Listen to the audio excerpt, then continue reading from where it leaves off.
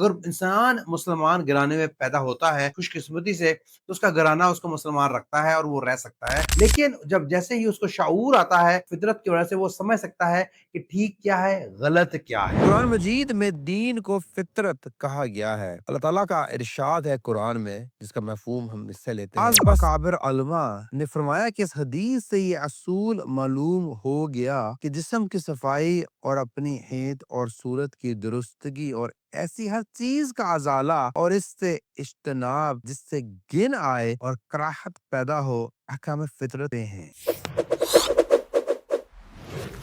अल्लाह ताला ने हर इंसान को फितरत पर पैदा किया है। इससे मुराद ये है कि उसके अंदर हमेशा से ये खूबी रही है कि वो सच को झूठ से पहचान सके, हक को नाहक से पहचान सके, यानी कि वो जानता है कि ठीक क्या है, गलत क्या है। ये तालीम अल्लाह ताला ने उसको देकर दुनिया में भेजा है।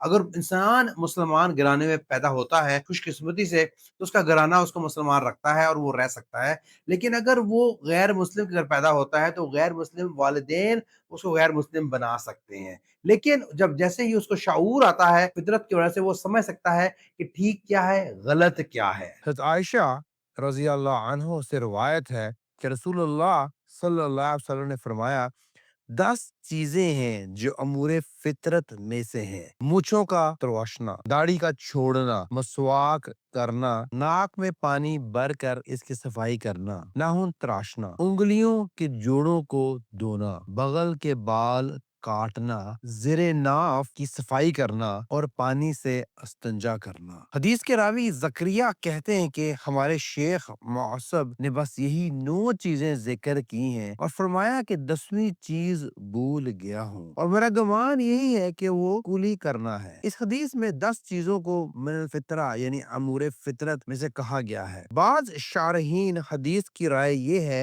कि अल फितरा से मुराद यहाँ सुन्नत अल अंबिया यानी पैगंबरों का तरीका है और इसकी ताईद इससे होती है कि इसी हदीस की मुस्तरज अबी अवाना की रवायत में फितरा की जगह सुन्नत का लफ्ज है। इसमें अशरा मिनल फितरा की बजाय अशरा मिनल सुन्ना के अल्फाज हैं। इन हजरात का कहना है कि इस हदीस में अंबिया अलैहिस्सलाम के तरीके को अल फितरा इसलिए कहा गया है कि वो फितरत के ऐन मुताबिक होता है। इस तशरीह की बिना पर हदीस का मतलब ये होगा कि अंबिया अलैहिस्सलाम ने जिस तरीके पर खुद जिंदगी गुजारी और अपनी अपनी उम्मतों को जिस पर चलने की हदायत की, इसमें 10 बातें शामिल थीं। गोया ये 10 चीजें अंबिया अलैहिस्सलाम की मुत्तफ़क़ा तालीम और इनकी मुश्तरका मालूमात में से हैं। बाद शारहीन ने अल फितरा से दीन अल फितरत यानी दीन इस्लाम मुराद लिया है। कुरान मजीद में दीन को फितरत कहा गया है। अल्लाह ताला का इरशाद है कुरान में, जिसका मफहूम हम इससे लेते हैं, बस सीधा करो अपना रुख सब तरफ से यकसू होकर दीन हक की तरफ, अल्लाह की बनाई फितरत जिस पर इसने इंसानों को पैदा किया है और अल्लाह की बनावट में तब्दीली नहीं। ये दीन है सीधा और पक्का। इस बना पर हदीस का मतलब ये होगा कि ये 10 चीजें दीन फितरत यानी इस्लाम के अज्जा या हकाम में से है और बाज शारहीन ने अलफितरा से इंसान की असल फितरत व जबलत ही मुराद ली है। इस तशरीह की बिना पर हदीस का मतलब ये होगा कि ये 10 चीजें इंसान की फितरत का तकाजा है जो अल्लाह ताला ने इसकी बनाई है। गोया जिस तरह इंसान की असल फितरत ये है कि वो ईमान और नेकी और तहारत और पाकीज़गी को पसंद करता है और कुफर व फ़ाहिश और मुनकरात और गंदगी और नापाकी को नापसंद करता है, इसी तरह ये चीजें ऐसी हैं कि इंसानी फितरत तो इनको पसंद करती है और हकीकत शराहों को ये बात मालूम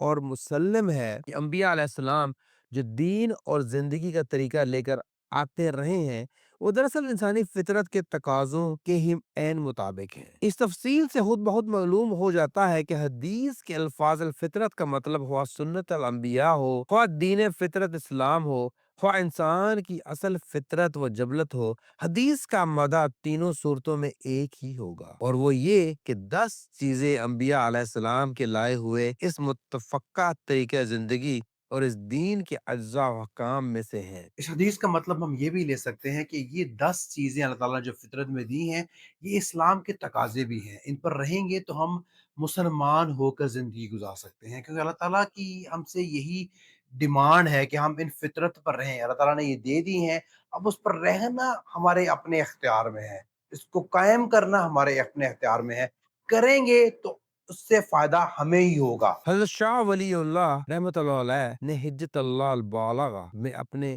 خاص حکیمانہ طرز پر اس حدیث کی تشریح کرتے ہوئے چند سطریں لکھی ہیں۔ ان کا خلاصہ یہ ہے کہ 10 عملی باتیں جو دراصل طہارت و نظافت کے باب سے متعلق رکھتی ہیں، ملت حنیفہ و مورث حضرت ابراہیم علیہ السلام سے منقول ہیں اور ابراہیمی طریقے پر چلنے والی حنفی امتوں میں عام طور سے اس کا رواج رہا ہے اور ان پر ان کا عقیدہ بھی رہا ہے، گویا وہ ان اعمال کی پابندی کرتے ہوئے جیتے اور مرتے رہے ہیں، اس لیے ان کو فطرت کہا گیا ہے اور یہ ملت حنفی کے شاعر ہیں اور ہر ملت کے لیے ضروری ہے کہ اس کے کچھ مقرر معلوم شاعر ہوں اور وہ ایسے علانیہ ہوں جن سے اس ملت والوں کو پہچانا جا سکے اور ان میں کوتاہی کرنے پر ان سے مواخذہ کیا جا سکے تاکہ اس ملت کی فرما برداری اور نافرمانی احساس اور مشاہدہ کی گرفت میں آ سکے۔ بعض اکابر علماء نے فرمایا کہ اس حدیث سے یہ اصول معلوم ہو گیا کہ جسم کی صفائی اور اپنی حیت اور صورت کی درستگی اور ایسی ہر چیز کا ازالہ اور اس سے اجتناب جس سے گن آئے اور کراہت پیدا ہو احکام فطرت ہیں اور طریقہ انبیاء علیہ السلام ہے۔